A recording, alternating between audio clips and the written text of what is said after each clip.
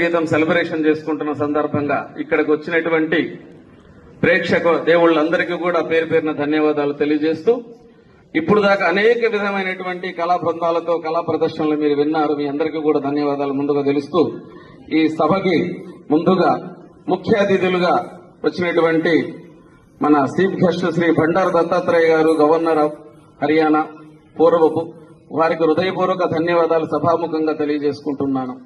అదేవిధంగా మైపాల్ రెడ్డి గారు, వారికి కూడా తెలంగాణ స్టేట్ బీజేపీ సెక్రటరీ వారికి కూడా హృదయపూర్వక ధన్యవాదాలు తెలియజేస్తూ, ఇప్పుడు దాకా మీరు వారి యొక్క బృందాలతో విన్నారు. అతిరథ మహారథులు సంగీత పరములో ఒక సంగీత కళాకారుడు అంటే ఒక ఋషి లెక్క పోల్చవచ్చు.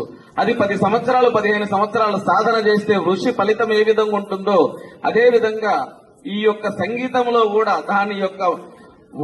దాని యొక్క జీర్ణం చేసుకోవాలంటే ఆ విధంగా తపస్సు చేయాలి. అది కర్ణాటక సంగీతమైన, హిందుస్థానీ సంగీతమైన ఆ సంగీతంలో ఋషులక్క ఉండేవాళ్ళు ఇప్పుడు మీ మీద వేదిక మీద కూర్చున్న వారు కూడా అమోఘమైనటువంటి దాంట్లో రెండో పని లేదు వారికి.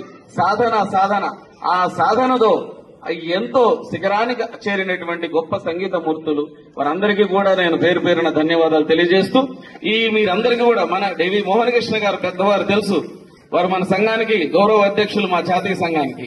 ఇటువంటి ప్రతి కార్యక్రమంలో కూడా కళారంగానికి ప్రాధాన్యత ఎందుకు ఇస్తున్నామనే సనాతనమైనటువంటి మన ధర్మానికి మూలం ఎక్కడుందంటే కర్ణాటక సంగీతానికే ఉంది. మనిషికి జ్ఞానాన్ని ముందు పెంపొందించేది ఎక్కడ దొరుకుతుంది? జ్ఞానము పరిపూర్ణత ఎక్కడ చెందుతుందంటే సాధనలో దైవత్వాన్ని పొందాలంటే సంగీతమే. రామ సంకీర్తన అయినా, శివ సంకీర్తన అయినా, అమ్మవారి సంకీర్తన అయినా, ఏదైనా సరే ఆ సంకీర్త వలంలో వచ్చినటువంటి దాన్ని మన ముందుకు తీసుకుపోయి మన భారత సనాతన ధర్మాన్ని నిలుపుకోవడానికి మూలమైనటువంటిది సంగీతం. సంగీతంలో క్రమశిక్షణ, సంగీతంలో ఒక బాధ్యత, పిల్లలకి కూడా అది అవరించుకోవడానికి, పిల్లలు కూడా భావితరాలు భాగ్యవంతులుగా మారాలన్నా కూడా బుద్ధిలో సిద్ధిలో అన్నింటిలో రావాలంటే ఇక్కడ ఒక పక్క చదువు, ఒక పక్క సంగీతం నేర్పాలి.